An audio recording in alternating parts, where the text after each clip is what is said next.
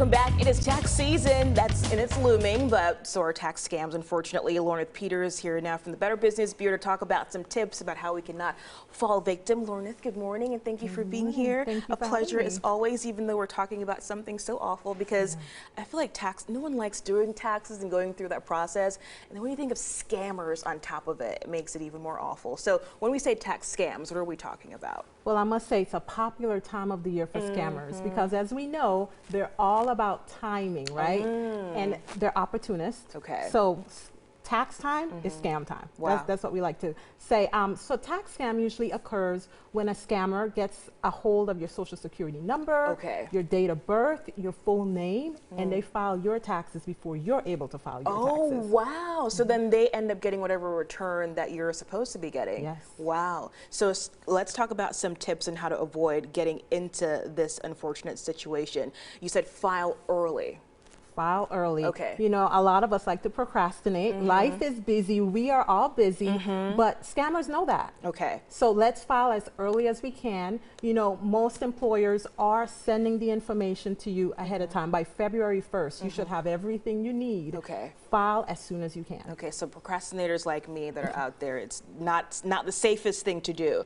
You said there are some red flags to watch out for as well. What are those? Some red flags are the IRS will never call you.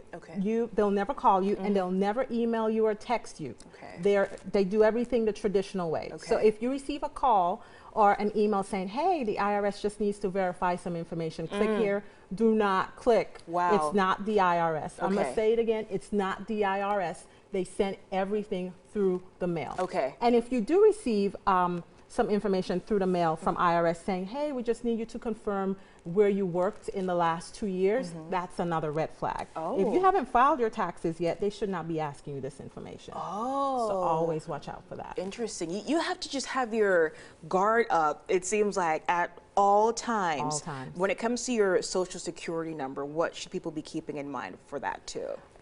A lot of times we forget our social security number is our life, right? If someone gets a hold of your social security number, they have everything they need to impersonate you. So we always say when it comes time for shredding information, don't just throw things in the trash, especially if it has your social security number on there, your date of birth. Do not just throw it in the trash. Always make sure you protect your social security number. Don't just give it to anyone if they give you a call.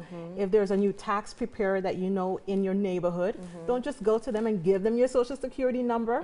Find out more about them first before moving forward. And you know, I have been getting those flyers. You get flyers from tax preparers in your community saying, hey, it's tax season, let's connect with you. How can people, I guess, know?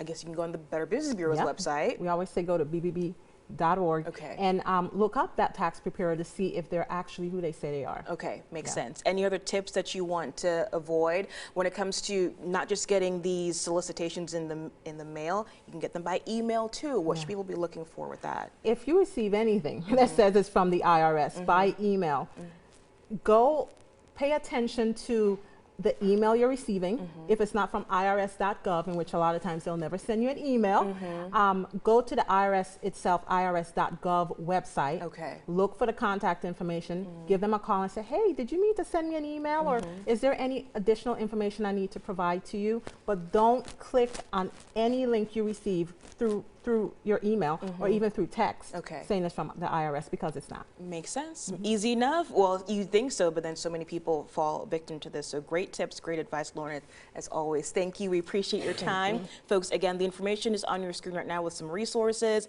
but you can also go to WKRN.com and look for the Newsmaker tab.